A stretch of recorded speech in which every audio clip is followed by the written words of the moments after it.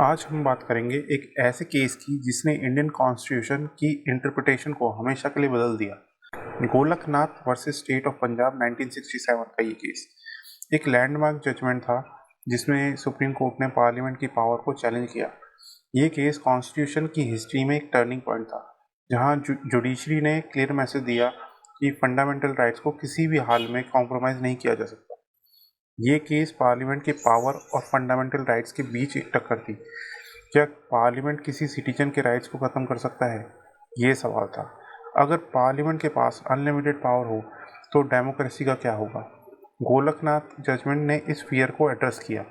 ये केस एक बहुत बड़े कॉन्स्टिट्यूशनल क्राइसिस का शुभारंभ था, जहाँ जुडिशरी और लेजिस्लेचर की सोच अलग अलग थी। 1950s और 60s में पार्लियामेंट में कई लैंड रिफॉर्म लॉज लाए गए थे। इनका गोल जमींदारी तोड़ना और लैंड को रीडिस्ट्रीब्यूट करना। इन रिफॉर्म्स को फर्स्ट, फोर्थ और 17th कॉन्स्टिट्यूशन अमेंडमेंट के जरिए स्ट्रेंथन किया गया था। ये कानून मोस्टली एग्रीकल्चर रिलेटेड थे और उनका प्रभाव डायरेक्ट लैंड ओनर्स पर पड़ रहा था। गोलकनाथ फैमिली, जो पंजाब के एक समृद्ध जमींदार परिवार से थी, उन्होंने ये कहा कि ये अमेंडमेंट उनके फंडामेंटल राइट्स को वॉलेट करते हैं, स्पेशली आर्टिकल 19(1) और जो है राइट टू प्रॉपर्टी, और आर्टिकल 31 जो right to compensation land acquisition था। उनका कहना था कि पार्लियामेंट ने अपने पावर का दुरुपयोग किया है। सुप्रीम कोर्ट के सामने कुछ बेसिक और क्रूशल सवाल थे, जैसे कि क्या पार्लियामेंट कॉन्स्टिट्यूशन के पार्ट 3 जो कि फंडामेंटल राइट्स है उसको अमेंड कर सकता है। दूसरा सवाल था, क्या आर्टिकल 13 के डेफिनेशन लॉ में कॉन्स्टिट्यूशनल अमेंडमेंट को भी शामिल करता है। और तीसरा, क्या फर्स्ट, फोर्थ और 17th अमेंडमेंट अनकॉन्स्टिट्यूशनल है। अगर आर्टिकल 13 को ब्रॉडली इंटरप्रेट किया जाए तो पार्लियामेंट किसी भी लॉ या अमेंडमेंट के जरिए सिटीजन के फंडामेंटल राइट्स को कम नहीं कर सकते। लेकिन पार्लियामेंट का कहना था कि अमेंडमेंट और लॉ में फर्क होता है। सुप्रीम कोर्ट को डिसाइड करना था कि किसकी सोच सही है। पेटिशनर्स ने आर्ग्यू की कि कॉन्स्टिट्यूशन के मेकर्स ने फंडामेंटल राइट्स को इतना इम्पोर्टेंट माना था कि उनको ट्रांसीडेंटल और इनएलिएनेबल कहा था। आर्टिकल 13 स्पेसिफिकली कहता है, the state shall not make any law which takes away and abridges the fundamental rights. Golaknath family के लॉयर्स ने ये पॉइंट उठाया था। अमेंडमेंट भी एक तरह का लॉ होता है, तो अगर आर्टिकल 13 स्टेट को रोकता है राइट्स को छूने से, तो पार्लियामेंट पे भी लागू होगा। अगर पार्लियामेंट को फंडामेंटल राइट्स बदलने का अधिकार मिल गया तो वो किसी भी समय किसी भी राइट्स को हटा सकता है, और ये डेमोक्रेसी के खिलाफ है। इस पर गवर्नमेंट का आर्गुमेंट ये था कि कॉन्स्टिट्यूशन को अमेंड करने का पावर आर्टिकल 368 पार्लियामेंट को देता है, और अमेंडमेंट का एक लेजिस्लेटिव प्रोसेस है, ना कि एक ऑर्डिनरी लॉ। पार्लियामेंट को कॉन्स्टिट्यूशन में कोई भी बदलाव करने का हक है, चाहे वो किसी भी पार्ट में हो। सरकार का ये कहना था कि अगर पार्लियामेंट को कॉन्स्टिट्यूशन बदलने का हक नहीं दिया गया तो सोशल जस्टिस और इकोनॉमिक रिफॉर्म्स इम्पॉसिबल हो जाएंगे। उनका आर्गूमेंट था कि एग्रेरियन रिफॉर्म्स जैसे लॉज को रोकना देश के विकास के रोकने जैसा है।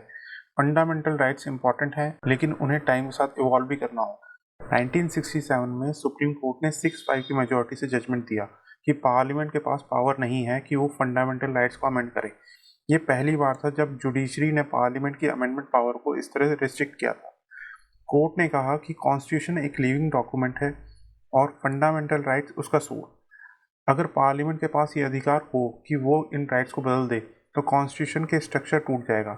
इसलिए इन राइट्स को पार्लियामेंट के पावर के बाहर रखा गया।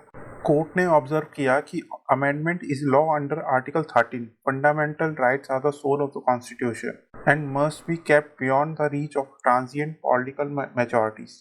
मतलब कि कोर्ट का कहना था कि अगर आम मेजॉरिटी से कोई भी पार्टी फंडामेंटल राइट्स को हटा सकती तो कॉन्स्टिट्यूशन एक पॉलिटिकल टूल बन जाएगा। इसलिए कोर्ट ने आर्टिकल 13 को ब्रॉडर सेंस में इंटरप्रेट किया था। गोलकनाथ जजमेंट के बाद पार्लियामेंट ने 24th कॉन्स्टिट्यूशनल अमेंडमेंट 1971 पास किया, जिसमें आर्टिकल 368 को मॉडिफाई करके पार्लियामेंट को एक एक्सप्लिसिट पावर दी गई कॉन्स्टिट्यूशनल अमेंड करने की, इंक्लूडिंग फंडामेंटल राइट्स। पार्लियामेंट ने कहा कि ये जरूरी है, वरना हर रिफॉर्म कोर्ट में अटक जाएगा। आर्टिकल 13 में भी अमेंडमेंट को लॉ की डेफिनेशन से हटा दिया गया। पार्लियामेंट ने ये दिखाया कि वो कॉन्स्टिट्यूशन के रियल गार्जियन है। गोलकनाथ जजमेंट ने ग्राउंड वर्क बनाया 1973 के केशवानंद भारती केस के लिए, जिसमें सुप्रीम कोर्ट ने बेसिक स्ट्रक्चर डॉक्ट्रिन इस्टेब्लिश किया। ये कहा गया कि कॉन्स्टिट्यूशनल अमेंडमेंट हो सकता है, लेकिन उसका कोर या बेसिक स्ट्रक्चर को बदला नहीं जा सकता। गोलकनाथ ने बताया कि कुछ चीज़ें पार्लियामेंट के कंट्रोल से बाहर होनी चाहिए, और केशवानंद भारती केस ने ये प्रिंसिपल को क्लियरली डिफाइन किया। जुडिशरी ने अपना रोल को भी डिफाइन किया और कॉन्स्टिट्यूशन का रियल प्रोटेक्टर बने। गोलकनाथ केस यूपीएससी एस्पिरेंट के लिए बहुत इंपॉर्टेंट है। जीएस पेपर 2, एसए और एथिक्स के टॉपिक्स में ये हाईली रेलिवेंट है। Fundamental rights, check and balances, separation of power जैसे टॉपिक्स में इसका रेफरेंस इम्पैक्टफुल होगा। आप इस केस के रेफरेंस यूज़ कर सकते हैं जब आप किसी भी क्वेश्चन में जुडिशरी या पार्लियामेंट का रोल, कॉन्स्टिट्यूशनल लिमिटेशंस या बेसिक स्ट्रक्चर का जिक्र आए। ऐसे में भी ये कोट करने लायक है।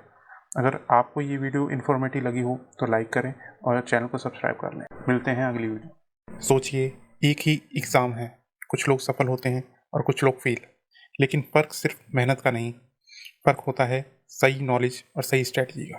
क्या हमें जो पढ़ाया या बताया जा रहा है, क्या उसका कोई दूसरा पहलू भी है? इस दुनिया में दो तरह के बच्चे होते हैं, पहले वो जो अशिक्षित हैं और दूसरे वो जो खोए हुए हैं। तो अगर आप किसी एग्ज़ाम की तैयारी कर रहे हैं या आप नए नज़रिए से सोचना चाहते हैं, तो आप सही जगह पर हैं। ये चैनल आपके लिए एक गेम चेंजर हो सकता है। यहाँ मिलेगी आपको insightful knowledge, education specific content और वो समझ जो आपको सिर्फ मार्क्स ही नहीं बल्कि रियल लाइफ विजडम भी देगी। और हमारी वीडियो इन्फॉर्मेटिव और वैल्यूएबल लगती हो तो लाइक करें, अपना ओपिनियन कमेंट बॉक्स में लिखें और चैनल को सब्सक्राइब करना ना भूलें। धन्यवाद। जय हिंद।